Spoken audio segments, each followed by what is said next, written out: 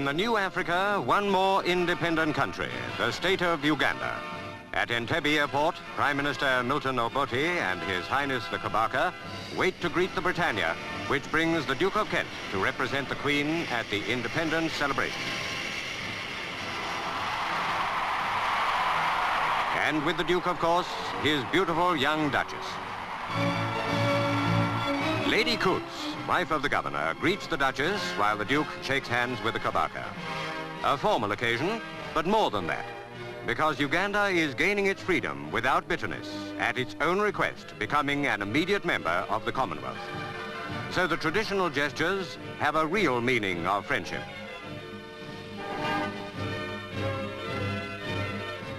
Government House at Entebbe, which for one more day is still the capital, is where the Duke and Duchess stay during their visit as guests of Governor Sir Walter Coots and his wife. After tomorrow, Kampala is the capital. This afternoon, the crowds are gathering at Entebbe Harbour for one of the big events of the day, a canoe regatta. Canoes from all along the coast and islands of Lake Victoria take part.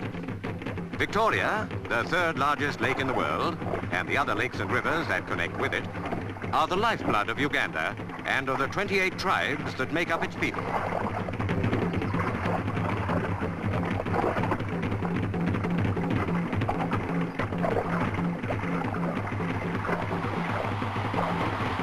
Biggest of the tribal areas is the Kingdom of Buganda, of which the Kabaka is the hereditary ruler. And these shores are in its territory. But in the crowd celebrating the independence that will be theirs at midnight tomorrow, you will find members of all the 28 tribes. For one of the first aims of the new state has been proclaimed as a commonwealth of interests, overriding old tribal divisions.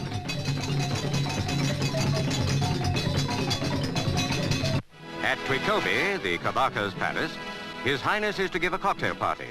And more crowds are waiting and entertaining themselves while they wait to see the Duke and Duchess arrive. But first, the Guard of Honor.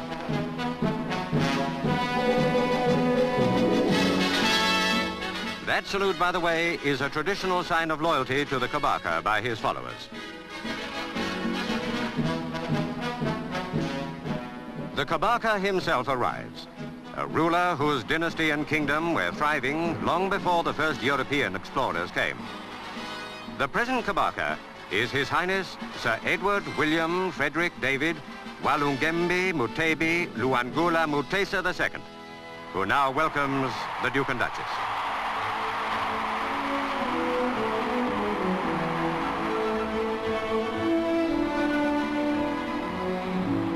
And now the Kabaka presents his ministers to the Duke and Duchess.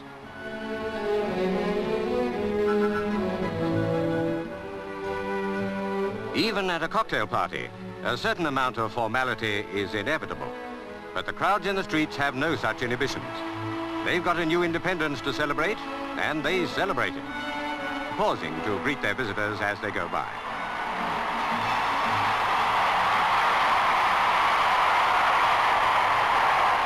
The British, too, can contribute their share of noise and colour to a celebration when they want to. And the Scots Guards do just that for the big independence tattoo in Kololo Stadium. This is the climax of all these days of rejoicing, because here at midnight, Uganda's independence will formally begin.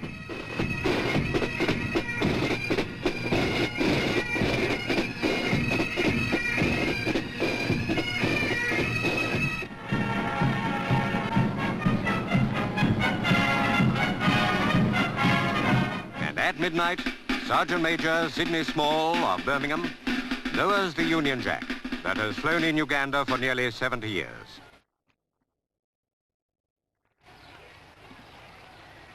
At the same moment, the 4th Battalion King's African Rifles becomes the 1st Battalion Uganda Rifles.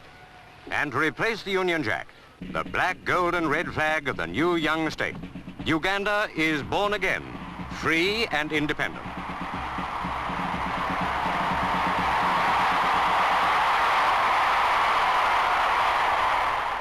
Next day is a public holiday, and by the time the Duke and Duchess return to the Kololo Stadium for the daylight celebrations, the Governor-General and the Prime Minister have been sworn in their new roles. the Duke of Kent speaks to the people of Uganda, bringing a message of goodwill and congratulations from his cousin, the Queen. Not in any sense a goodbye, for Uganda has asked to be and has been accepted as a full member of the Commonwealth, of which the Queen is head.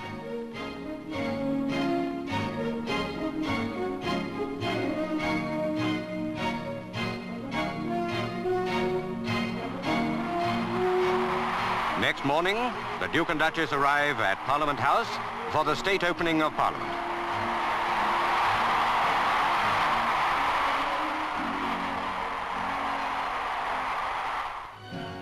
Uganda's first Legislative Council met 41 years ago and has grown larger and more representative ever since. From now on, its power is supreme.